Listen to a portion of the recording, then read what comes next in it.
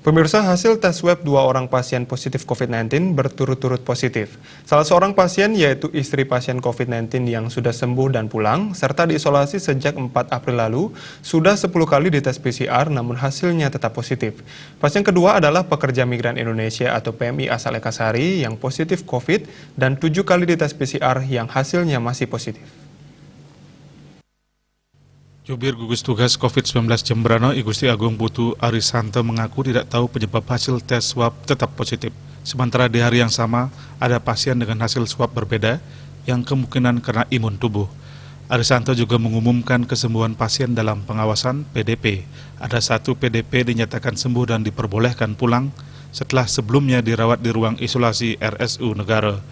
Kesembuhan pasien dari hasil pemeriksaan swab 2 kali berturut-turut negatif.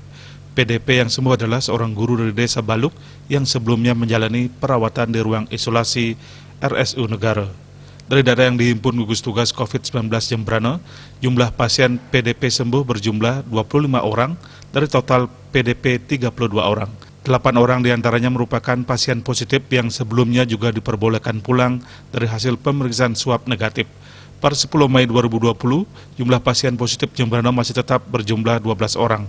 4 orang diantaranya masih menjalani perawatan, 3 orang dari pasien COVID-19 positif itu dirawat di RSU Negara, sementara 1 orang lagi di RSPTN Unud. Wartawan Denpos melaporkan.